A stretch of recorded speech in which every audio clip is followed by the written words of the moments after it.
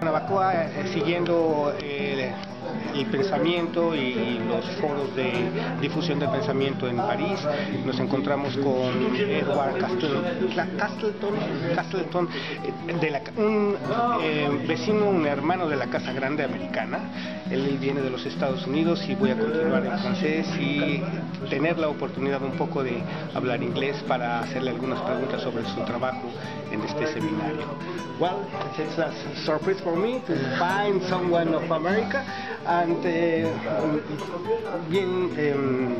en français, bien sûr, c'était une surprise pour trouver quelqu'un américain qui s'était intéressé dans la pensée d'un philosophe français. Qu'est-ce que nous pourriez-vous dire sur votre travail dans cette colloque? Okay.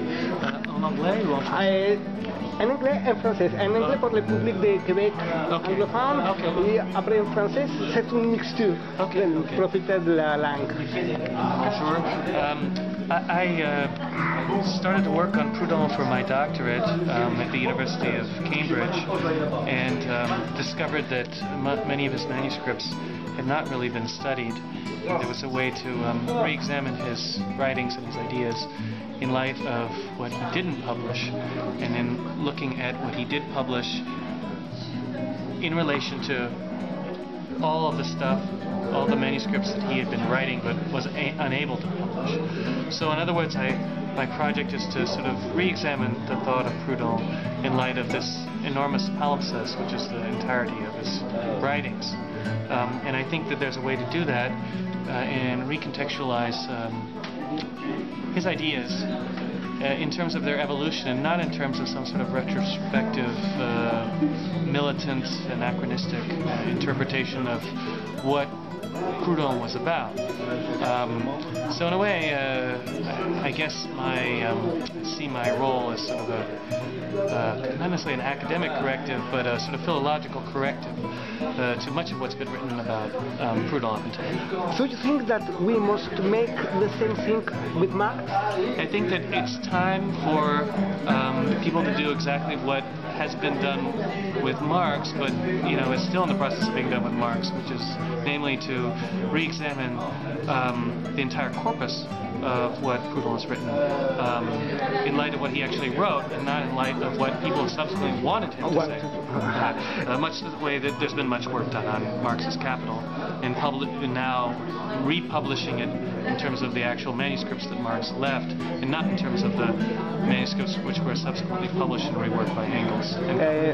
In Mexico, there are philosophers that make a re-reading of Marx.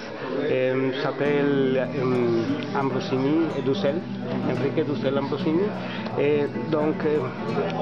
So it's important to make a reread of the grand authors to find the fact and the point of his philosophy right now. Yeah, well, I mean, paradoxically, it's now that the socialist left is in trouble, if not moribund, that we could re-examine this stuff with some objectivity to try to understand what was important actually at the time. And I mean, it's important to do this, I think, before all this stuff is totally forgotten. And I think that if, for instance, even if one's interested in politics, let's say, and left-wing politics, and contemporary situation, whether it be in Europe, Mexico, or the United States, obviously there's a real desire out there to rebuild the left, which seems almost non-existent. Certainly not up to the task. Well, maybe it is time to return to these authors, and paradoxically, maybe the way to return to them is in a more objective way, to sort of figure out what went wrong, in the 20th century, and to perhaps understand exactly what was important about socialism, to also understand whether or not it could be made important again today, whereas it seems like it isn't very important to many people. Edward, I appreciate a lot that.